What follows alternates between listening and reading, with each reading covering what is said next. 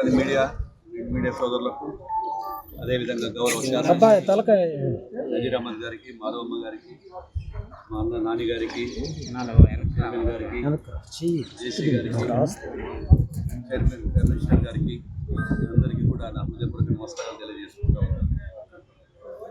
ఎంతో కాలంగా ఈ యొక్క శంకర్ విలాస్ బ్రిడ్జి దగ్గర ఈ గుంటూరు ప్రజలందరూ కూడా ఎన్నో ఇబ్బందులు ఎదుర్కోవడం జరుగుతూ ఉంది. గతంలోనే 2014-19 కాలంలోనే చేయాలని చెప్పి అప్పుడు ముఖ్యమంత్రి గారు కూడా ఆలోచన చేసినప్పటికీ అనివార్య కారణాల వల్ల జరగలేదు. గత ప్రభుత్వం కూడా ఏ రోజు కూడా ఈ యొక్క గుంటూరు ప్రజలు కానీ ఈ శంకర్ విలాస్ దగ్గర ఉన్న బ్రిడ్జి గురించి ఎప్పుడు కూడా మాట్లాడలేదు. దాదాపు 70 ఏళ్ళ దశాబ్ద ఏళ్ళు ఇక్కడ ఉన్నటువంటి బ్రిడ్జి, ఈ శంకర్ విలాస్ బ్రిడ్జి పైన ప్రజలకు అందరికీ కూడా ఈ యొక్క ఎన్నో ఇబ్బందులు ఎదుర్కొంటూ ఉన్నారో సేవలు అందిస్తున్న శంకర్ విలాస్ లవ్ హోటల్, ఇది ఫేమస్ హోటల్. ఆ హోటల్ దగ్గర అప్పుడంతా కూడా పబ్లిక్ పెరిగిపోవడం, అదేవిధంగా ట్రాఫిక్ సమస్యలు రావడం, ఇవన్నీ కూడా తెలుసుకున్న తర్వాత గౌరవ ముఖ్యమంత్రి గారి సూచనతో ఈరోజు ఈ యొక్క బ్రిడ్జిని శాంక్షన్ చేసి 98 కోట్లతో, గతంలో 2 లైన్ల బ్రిడ్జి ఉండేది, దాన్ని 98 కోట్లతో 4 లైన్ల ఆర్ఓబి బ్రిడ్జి తయారు చేయడం. ఇంత ప్రాముఖ్యత కలిగిన బ్రిడ్జిని రేపు 2027కి కంప్లీట్ చేయాలని చెప్పి మే 27కి చేయాలని చెప్పి చేయడం జరుగుతూ ఉంది. అన్న ఈరోజు ప్రతిరోజు కూడా మా యొక్క R&B శాఖ వారికి కూడా చెప్తా ఉన్నాము, పర్యవేక్షణలో ఇక్కడ కూడా లేట్ కావద్దని.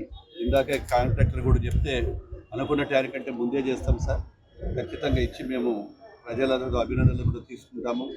ఈ ఎమ్మెల్యే గారు కూడా చెప్పారు, వీళ్ళు కూడా పర్యవేక్షిస్తూ ఉన్నారు. ప్రతి ఒక్కరు కూడా చేయడం జరుగుతూ ఉంది.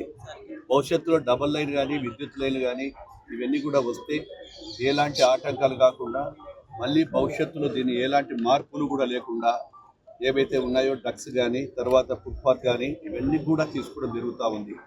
అదేవిధంగా అండర్ పాస్ కూడా గౌరవ శాసనసభ్యులు, కమిషనర్ గారు, తర్వాత చైర్మన్ గారు, నాని గారు అందరూ కూడా అడగడం జరిగింది. ఇప్పుడే ఖచ్చితంగా మాకు అండర్ పాస్ లేకపోతే భవిష్యత్తులో ఇబ్బంది అవుతుంది. ఒక్కసారి బ్రిడ్జి నిర్మాణం జరిగిన తర్వాత మళ్ళీ దాన్ని మొదలు పెట్టాలంటే అనేకమైన సమస్యలు కూడా వస్తాయని చెప్తే, ఇప్పుడే నేను గౌరవ ముఖ్యమంత్రి గారి దగ్గరికి తీసుకెళ్తాను, మీరు ఆ యొక్క ఎస్టిమేషన్ రెడీ చేయమని కూడా చెప్పడం జరిగింది. ఎందుకంటే ఒక్కసారి మళ్ళీ చేసిన తర్వాత ప్రజలకు ఎలాంటి ఇబ్బందులు కలగొద్దు అనేటువంటిది చేయడం జరుగుతూ ఉంది. ఈ ప్రాజెక్టు మేకల్లో కంప్లీట్ చేస్తాము. అదేవిధంగా జిల్లాకు సంబంధించినటువంటి ఈ యొక్క R&Bకి సంబంధించిన రోడ్లు కూడా దాదాపుగా 160 కోట్లతో ఈ చుట్టుపక్కల జిల్లాలో కూడా చేయడం జరుగుతూ ఉంది. గత దశాబ్దాల కాలంలో కూడా 5 సంవత్సరాల కాలంలో ఏవైతే R&B శాఖకు సంబంధించినటువంటి రోడ్లు కూడా టోటల్గా R&B శాఖని నిర్వీర్యం చేసింది వైఎస్ఆర్ ప్రభుత్వం. మా ప్రభుత్వం, కూటమి ప్రభుత్వం వచ్చిన తర్వాత గౌరవ ముఖ్యమంత్రి గారు రాష్ట్రాన్నంతా కూడా పార్ట్ హోల్స్ లేని విధంగా చేయాలని చెప్పి సూచనలు ఇవ్వటం, వారి సూచనల మేరకు దాదాపు 26,730 కిలోమీటర్ల రహదారులంతా కూడా కేవలం 9 నెలల కాలంలోనే మిషన్ పార్ట్ హోల్ కార్యక్రమాన్ని తీసుకొని గుంతలు లేని రాష్ట్రంగా తీర్చిదిద్దాము.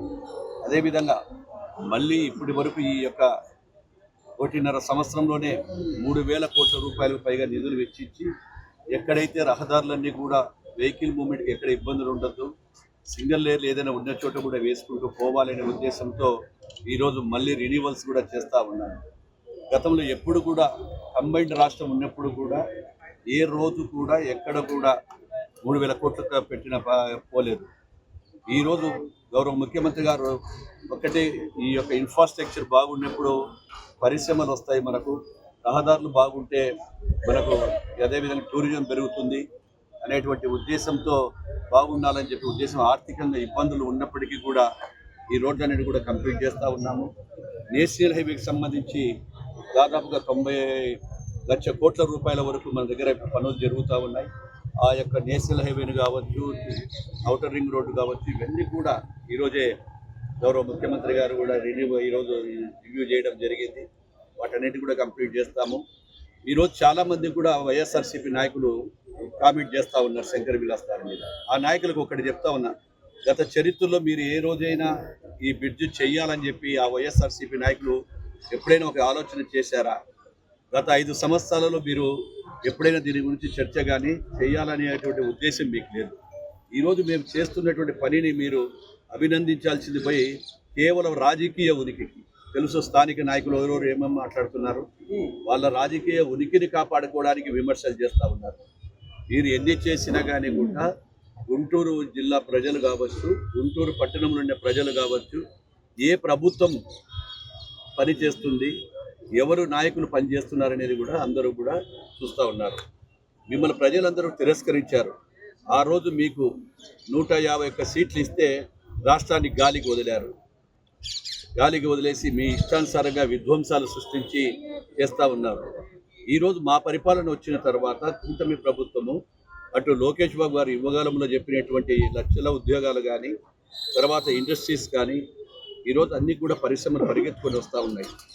మొన్న ఒక సిఐఐ మీటింగ్లోనే దాదాపుగా 17 లక్షల కోట్ల రూపాయల పరిశ్రమలు పెట్టడానికి ముందుకొచ్చారు. ఎంఓయూలు జరుగుతూ ఉన్నాయి. ఈరోజు అటు విశాఖపట్నం, ఇటు అమరావతి, అటు రాయలసీమ అనేక పరిశ్రమలు వస్తూ ఉన్నాయి. ఇది ఒక్కటే కాకుండా మళ్ళీ ఎయిర్పోర్ట్స్ కూడా ఇప్పుడు దాదాపుగా కొత్తగా 6 ఎయిర్పోర్ట్ల నిర్మాణం జరుగుతూ ఉంది. ఈరోజు రామాయపట్నం కావచ్చు, మూలపేట కావచ్చు, బందర్ కావచ్చు, కాకినాడ పోర్ట్స్ కూడా కంప్లీట్ చేయడం జరుగుతూ ఉంది. నిన్ననే మూలాపేట, అదేవిధంగా భోగాపురం ఎయిర్పోర్ట్ కూడా చూడడం జరిగింది. భోగాపురం ఎయిర్పోర్ట్ కూడా రేపు మే నెలలో కానీ లేకుంటే ఆగస్టులో గౌరవ ప్రధానమంత్రి గారికి ఆ రోజు అపాయింట్మెంట్స్ కూడా అడగడం జరిగింది. దాన్ని కూడా జాతికి అంకితం చేయడం కూడా జరుగుతూ ఉంది. ఇన్ని అభివృద్ధుల కార్యక్రమంతో పాటు ముఖ్యంగా సంక్షేమాన్ని అభివృద్ధిని రెండు కళ్ళతో మేము ఈరోజు చూస్తూ ఉన్నాము. అటు గౌరవ లోకేష్ బాబు గారు కూడా అనుక్షణం పరిశ్రమలు తీసుకురావాలి. యువగల ప్రాధాన్యతలు ఏవైతే నిరుద్యోగులకు చెప్పినటువంటి 20 లక్షలకు సంబంధించిన ఉద్యోగాల కోసం కూడా ఇప్పటికే 6 లక్షలకు పైగా అటు ప్రభుత్వం కాకుండా పరిశ్రమల ద్వారా కూడా ఇవ్వడం జరుగుతూ ఉంది. ఏది ఏమైనా ఈరోజు మమ్మల్ని గురించి వైఎస్ఆర్ పార్టీ నాయకులకు విమర్శించే హక్కే లేదు. ఇప్పటికీ కూడా రాజధాని గురించి మాట్లాడమంటే జగన్మోహన్ రెడ్డి గారు తొండే మాట్లాడుతున్నారు. మీరు అమరావతికి సయ్యా కాదా, అమరావతికి బలపరుస్తున్నారా లేదా అడిగాము. మీరు సమస్యలు చేయాలంటే ఇక్కడికి రండి అసెంబ్లీ సాక్షిగా. మేము అడుగుతూ ఉన్నాం, మీకు విమర్శ ఏదైనా చేయాలా ఒక ప్రజల మీద ఉంటే ఆ సమావేశాలకు రండి అంటే అసెంబ్లీకి రాకుండా పారిపోతారు. కౌన్సిల్లో చెప్తే కౌన్సిల్ నడవనియరు. ప్రజల పట్ల కానీ ప్రజా సమస్యల పట్ల అవగాహన లేకుండా ఒక దౌర్జన్యంతో దుర్మార్గంతో పాలన చేయాలనేటువంటి మీకు మళ్ళీ వచ్చే అవకాశం లేదు. ఈరోజే చూసాను చాలాసార్లు టీవీలలో. మళ్ళీ మేము అధికారంలోకి వస్తే మేము అంతూ చూస్తాము, రప్ప అంటున్నారు.